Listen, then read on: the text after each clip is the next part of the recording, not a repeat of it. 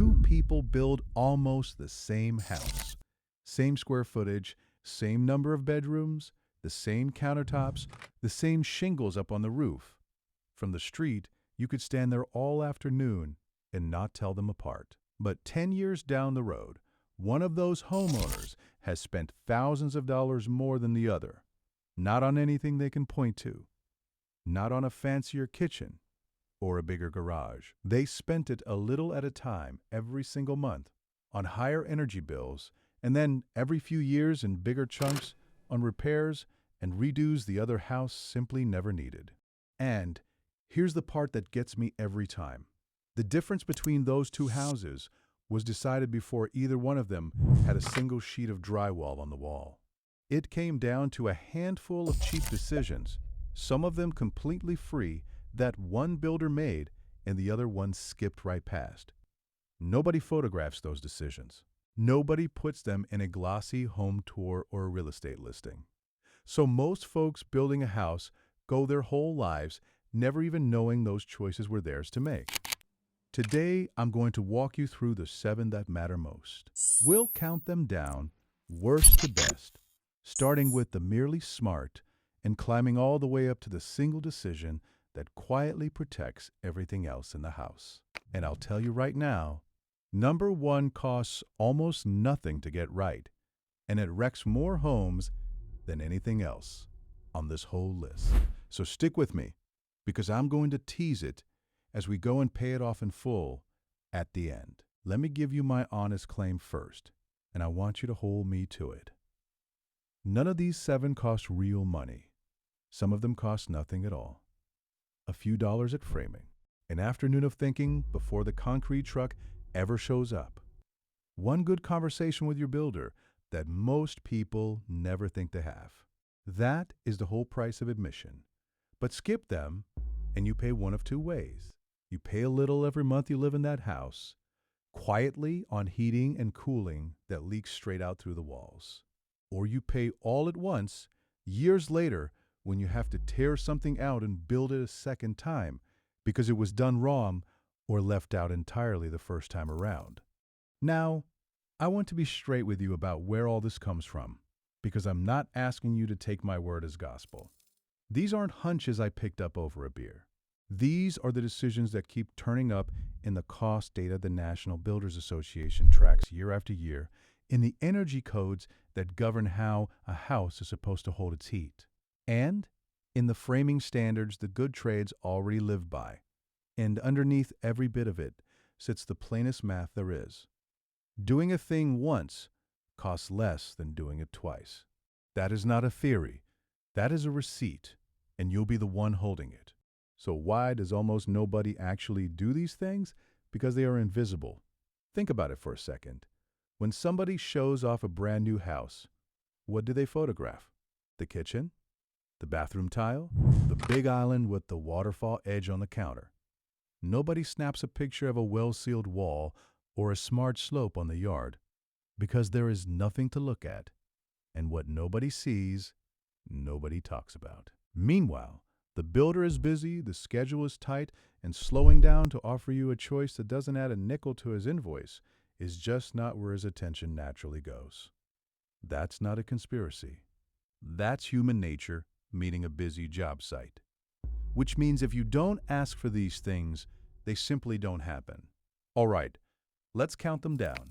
Number 7, design the house around standard material dimensions. Here's something almost nobody stops to realize. Lumber, plywood, drywall, insulation, they all come in standard sizes. And those sizes never change. Studs come pre-cut in standard lengths. Sheets of plywood and drywall are 4 feet wide by 8 feet long, day in and day out. When your house is designed on those numbers, when your walls come out to lengths that divide cleanly, when your ceiling height matches what a standard sheet covers, when your rooms are sized to the module, the material lays right in with almost nothing left over. But when your house ignores those numbers, every wall and every ceiling ends in an awkward little cut, and the leftover piece is too small to use anywhere else. It goes straight in the dumpster and you paid full price for it. What does it cost you now? Nothing. $0. It costs a little thought at the drawing stage and the willingness to nudge a room from 11 feet 3 inches over to 12 feet even, or to set a ceiling height that a stock sheet of drywall covers without an extra seam. That's the entire price. One conversation with whoever draws your plans. What does it save you later? Framing and sheet goods waste on a typical build runs somewhere in the neighborhood of 10 to 15% of your material. And a good chunk of that is going straight to the landfill and offcuts you paid for and never used. Design tight to the module, and you shrink that pile down hard. You buy fewer sheets of everything. You frame faster, because there are fewer fussy little cuts slowing the crew down, and you're not paying a dumpster fee to haul away lumber that was yours to begin with. On a whole house, that adds up to hundreds of dollars in material, plus a real chunk of labor, gone before you ever knew it was at risk. And why does almost nobody do it? Because it isn't glamorous, and because the person drawing the plan and the person eating the waste are two different people. The designer is thinking about how the rooms feel, how they flow, whether the light is nice. The framer is the one who has to swallow the waste. Weeks later, and by then, the drawing is locked, and nobody's changing it. Nobody in that whole chain has the actual job of matching the design to the material, unless you make them. You're the one who can say, before the pen ever touches paper, build me to the sheet. Nobody else in the room is going to say it for you. Number 6, stack the wet walls. Every house has plumbing, kitchens, bathrooms, the laundry room, the water heater. All of that needs supply lines coming in and drain lines going back out, and those pipes have to run somewhere through the frame of your house. Now, when your bathrooms sit back to back, sharing one wall, when the upstairs bath lands directly over the downstairs one, when the kitchen shares a wall with the laundry, all of that plumbing collapses down into one short shared run. But when those rooms get scattered off to opposite corners of the house, because it looked nice on the floor plan, the plumber has to chase pipe the entire length of the building, up through the floor, across, and back down again. What does it cost now? Once again, nothing but a little forethought. You're placing those rooms on a plan either way. Placing them so the water rooms cluster together doesn't cost $1 more than spreading them all across the house. It's free. It is purely a decision. What does it save later? Shorter pipe runs mean less pipe, less labor to install it, and far fewer fittings. And here's the thing worth remembering. Every fitting in every joint is a place a leak can quietly start 10 or 15 years down the line. Long horizontal drain runs also need very careful slope to drain right. And when they don't get it, you get slow drains, you get gurgling, and you get the kind of callback that costs you a torn open ceiling to fix. Stack the plumbing and you spend less installing it today, and you spend less across the entire life of the house, because there's simply less plumbing sitting in your walls, waiting to fail. And there's a comfort bonus most people forget. Short hot water runs mean the hot water actually shows up fast at the tap, so you waste less water and less energy standing there every single morning waiting for it to warm up. And why does almost nobody do it? Because the floor plan gets designed for looks and flow first, and the plumbing gets figured out afterward, forced to work around whatever the plan already decided. The pretty rooms win, and the pipes lose every time. But if you're in the room when that plan gets drawn, you can plant your feet and say, keep my baths and my kitchen close together. Put the upstairs bath right over the downstairs one, and let the plumbing take the short road. It costs the design absolutely nothing, and it pays you back quietly for decades. Number 5, orient the house on the lot to catch the sun. This one is about as close to free money as building a house ever gets, and it's honestly my favorite on the list for exactly that reason. The sun crosses the sky the same predictable way every day of the year. Low across the southern sky in the winter, high up overhead in the summer. If you place your house so its long side faces toward that winter sun, with your bigger windows set on that side, the low winter light pours straight in and warms your floors and your walls for free. Every clear day, all season long. Then in the summer, when that same sun rides high overhead, even a modest roof overhang shades those windows and keeps the worst of the heat out. You get free heating in the cold months and free shade in the hot ones. And all of it comes from nothing more than how the house sits on the dirt. What does it cost now? Nothing. The lot is the lot. Turning the house to catch the sun costs exactly the same as turning it any other direction. You're only setting the house down once. Setting it down facing the right way is a completely free decision that keeps paying you every day the house stands there. What does it save later? A house that works with the sun, leans on its furnace and its air conditioning a whole lot less. And that shows up right on your energy bill month after month, year after year, for as long as you own the place. But it also just lives better. Rooms that soak up the winter sun feel warm and bright and alive in the exact season you need it most, when everything outside is gray. And a properly shaded window in the middle of July is a room that doesn't cook you alive. Over the 2 or 3 decades you'll own that house, all the fuel you never had to burn quietly adds up to real money. And it never stops adding up. Not once. And why does almost nobody do it? Because the house usually just gets plopped down to face the street, or squared up to the driveway, or spun around to grab a view, and the sun never once enters the conversation. It isn't that people weigh it and decide against it. They simply never decide for it. But you can. Before that foundation is ever staked out, go stand on your lot. Figure out where the winter sun is coming from, and put your main living space and your big glass on that side. It is the cheapest heating system you will ever install, precisely because you don't install a single thing. Number 4, rough in for the future while the walls are still open. There is exactly one moment in the entire life of a house when getting inside the walls is cheap and easy, and that's right now, before they get closed up. While the framing is still bare and open, running an extra wire, or stubbing in a pipe, or widening a doorway is a small, quick job. But the minute the insulation and the drywall go on, that same exact job means cutting open a finished wall, working in the dust and the mess, and then patching, sanding, and repainting afterward. The actual work barely changes. What changes is the access. And access, my friend, is most of the cost. What does it cost now? A few dollars of material and a little labor while the crew is already standing right there in the open framing. An extra electrical circuit run out to the garage, or to the panel for a future workshop, or for the car charger you know you'll want. One day, a capped drain and a supply line stubbed into the basement or the bonus room.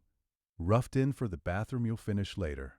Doorways framed just a few inches wider, and a low, no-step entry at one door so the house is ready to be lived in comfortably as you get older, without ever tearing into it.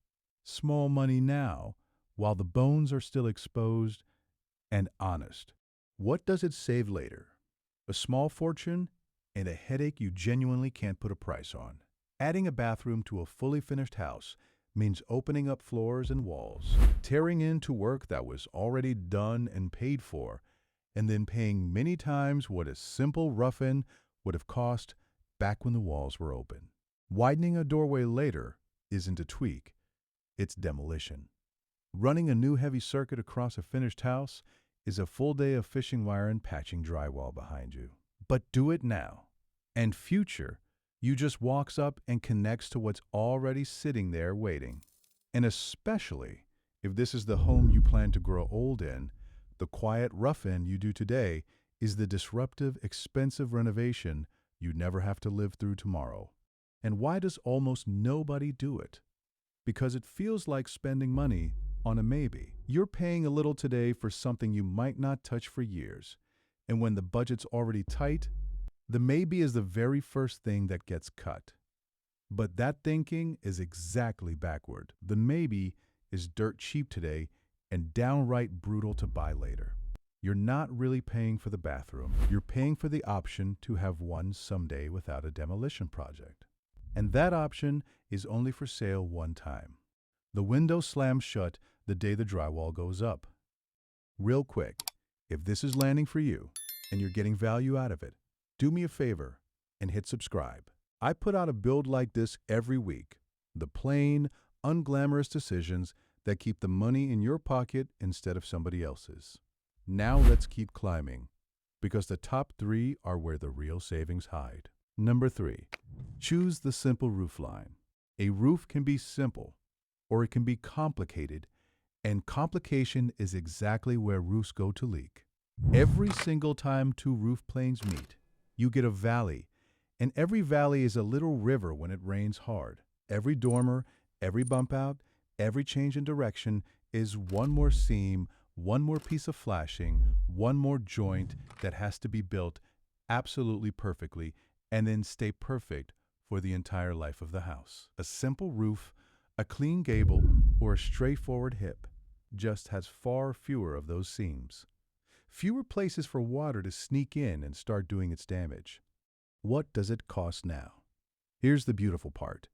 A simple roof costs less to build, not more. Less material, less labor, less flashing, less time spent up on the ladder in the weather. So this one isn't even the usual spend a little to save a lot. This is spend less now and save more later, both ends of the deal working in your favor at the same time. About the only thing a chopped up, complicated roof actually buys you is a busier silhouette from the curb. What does it save later? Roofs almost never fail out in the middle of a clean, open plain. They fail at their seams and their valleys, right where all the complication lives. Fewer seams means fewer failures, fewer leaks, and fewer of those slow, sneaky drips that quietly rot out a roof deck and stain a ceiling long before you ever notice a thing. A simple roof is also a whole lot cheaper to reshingle down the road, because the crew isn't crawling around and working carefully over a dozen obstacles. Every bit of complication you leave off that roof is basically a future repair you've canceled before it ever had the chance to happen. And why does almost nobody do it? Because a cut-up, busy roofline reads as fancy. It looks like more house. So people chase it, and the builder is more than happy to build it, because all those seams and dormers bill more hours. But a simple roof, done clean, with a decent overhang to throw the water well clear of the walls, will outlast and outperform the busy one every time, for less money up front and far less trouble forever. Remember, shrewd is not the same thing as stingy. The simple roof is the shrewd roof. Number 2, spend on the envelope and save on the finishes. I want you to picture your building budget as 2 buckets. One bucket is everything buried down inside the walls and the shell of the house, the insulation, the air sealing, the windows, the whole envelope that holds your heat inside and keeps the weather outside. The other bucket is the finishes. The flooring, the paint, the cabinets, the light fixtures, everything you can actually see and reach out and touch. Now here's the idea I want you to burn into your memory. One of those 2 buckets you can upgrade anytime you please for the rest of your life. The other one you basically cannot, not without a fight and a small fortune. What does it cost now? Spending on the envelope means paying for genuinely good insulation, careful air sealing, and decent windows while the house is actually being built, which is the one and only time it's cheap to do all that well. It might mean a little more upfront than the bare minimum meets code build, but here's your permission slip in return. It also means you're completely free to save on the finishes, put in the simple flooring, put in the basic cabinets and the builder-grade fixtures, and don't feel 1 ounce of guilt about it because you're playing this smart. What does it save later? A tight, well-insulated, well-sealed shell lowers your heating and cooling bill every month for as long as you own that house. And on top of that, it makes the place quieter and steadier and more comfortable in every season. That's your monthly saving. And it's real. But the bigger, deeper idea here is about what's cheap to change and what is not. You can pull up flooring and lay down brand new flooring over a weekend. You can repaint a whole room on a Saturday afternoon. You can swap out cabinets and fixtures whenever the money and the mood happen to line up. But you cannot cheaply add insulation to walls that are already sealed and closed. And you cannot easily upgrade windows once all the siding and trim are wrapped tight around them. So you put your money exactly where it gets locked in forever, and you deliberately save it where you can spend it again anytime you like. And why does almost nobody do it? Because the finishes are the part people fall in love with. The showroom is packed wall to wall with gorgeous countertops and beautiful tile, not with insulation bats. So the budget naturally drifts toward all the pretty stuff. The shell quietly gets built to the absolute cheapest thing the code will allow, and the homeowner spends the next 20 years paying for that trade-off every single time the furnace kicks on in the dead of winter. Do it the other way around. Buy the boring, invisible, permanent things well and right, and let the visible things stay humble for now. You can always make a house prettier later. You cannot easily make it warmer later. Which brings us all the way up to number 1. The single cheapest decision on this entire list, and the one that quietly decides whether everything above it even survives. Number 1. Get the water management and the grading right. Water is the number 1 enemy of every house that has ever been built. Not fire, not time. Water. Rain, snow melt. The runoff pouring off after a big storm. The slow, steady soak of a puddle that sits too long right up against the foundation. Every serious, expensive problem a house can develop: rot, mold, a cracked and leaking foundation, a wet basement, ruined soggy insulation, buckled floors. All of it starts with water getting somewhere it never should have been and then just sitting there. And your entire defense against all of it comes down to one dead simple idea. Move the water away from the house and keep it moving. What does it cost now? Almost nothing. And that is exactly what crowns it the champion of this whole list. Grading the dirt so the ground slopes away from the foundation on every side is the work of one afternoon with the machine that's already sitting there on your site. Gutters and downspouts that carry your roof water well clear of the walls cost a modest, reasonable amount. Extending those downspouts out past the foundation, instead of just dumping the water right beside it, costs a few dollars in pipe.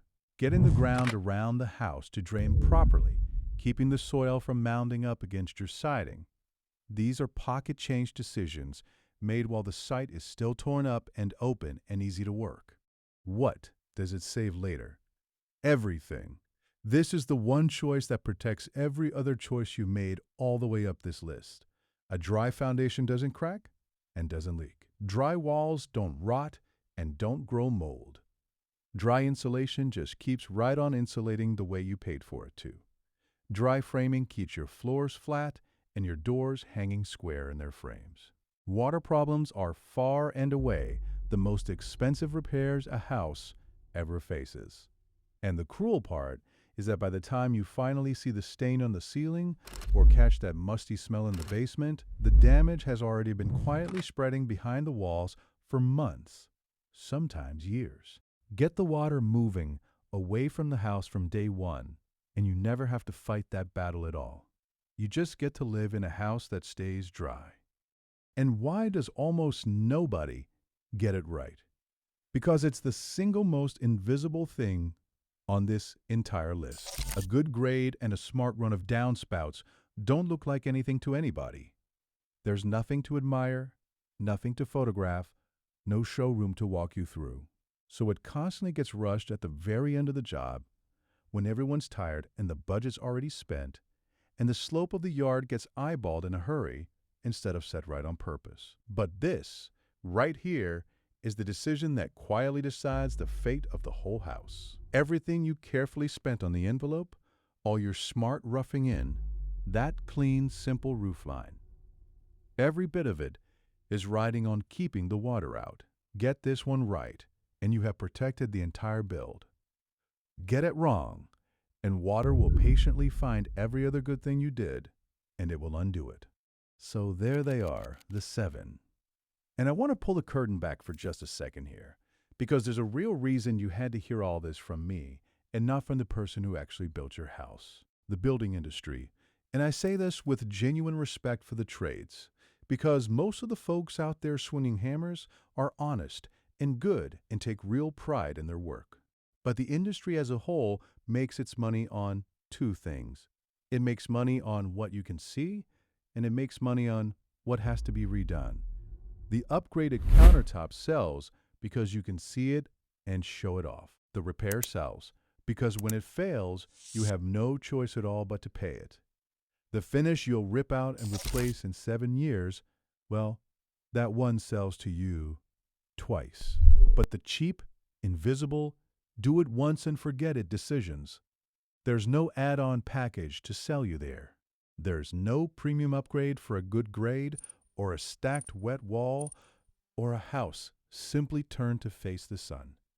Nobody profits when you do it right the first time and never have to call anybody back. So nobody out there champions those choices. They just quietly, year after year, don't get made.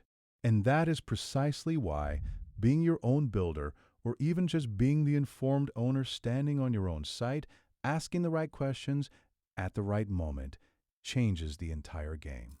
Because now, you are the one who gets to make every one of these calls.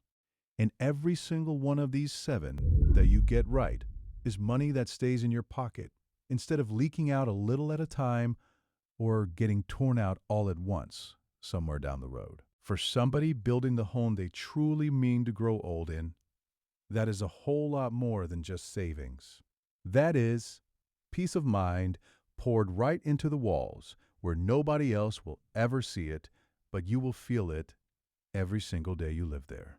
So let me ask you, and I do read these, so tell me down in the comments, which of these 7 did you already know going in, and which one of them just saved you a headache you never in a million years saw coming? I want to know which one caught you by surprise. And if this was useful to you, the very next one to watch is already sitting there, waiting. I'm breaking down what a house actually costs to build per square foot. The real numbers, not the feel-good ones, so you know exactly what you're walking into before you spend one single dime. It's up on the screen right now. Go watch that one next. Because the cheapest money you will ever spend on a house is a smart decision you make before the walls ever go up. Build it once, build it right, and I'll see you on the next one.